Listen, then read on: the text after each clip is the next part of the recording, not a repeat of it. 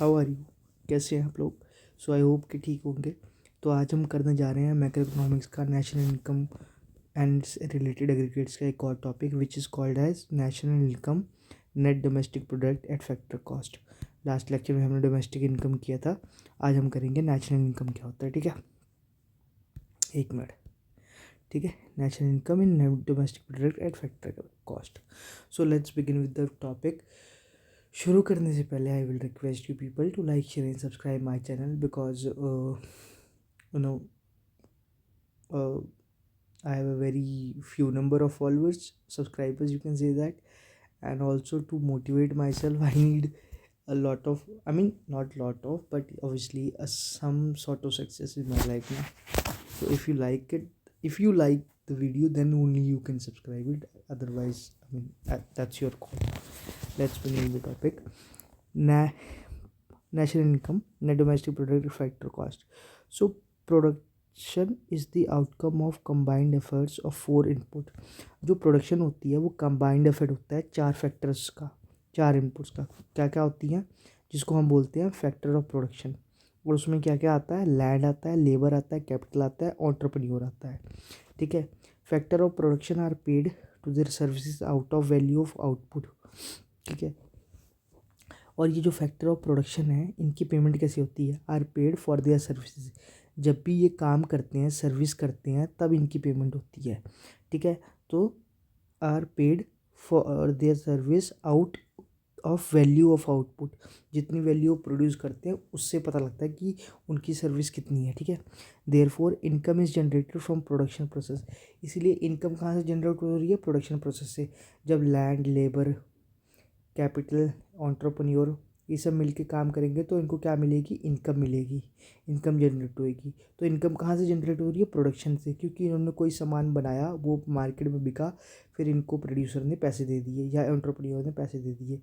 Income is the first generated in the production process and then distributed among the factor. तो पहले क्या होता है, पहले इनकम जनरेट होती है प्रोडक्शन प्रोसेस में। ठीक है, उसके बाद डिस्ट्रीब्यूट होती है इन सब में, 4 फैक्टर ऑफ प्रोडक्शन में। ठीक है, distributed among the factor of production for their productive service. और क्यों डिस्ट्रीब्यूट कर रहे हैं हम इनको पैसे, क्योंकि इन्होंने फैक्टर के लिए, प्रोडक्शन के लिए काम किया है, इसीलिए कर रहे हैं। So distributed among the factor of production for their factors for their productive services. ठीक है, income give rise to expenditure. जब इनकी इनकम आ जाती है तो उससे इनका खर्चा बढ़ जाता है, खर्च करने के लिए पैसे आ जाते हैं, तो इनका एक्सपेंडिचर इंक्रीज हो जाता है। So income give rise to expenditure on goods and services, क्योंकि ये सामान खरीदेंगे।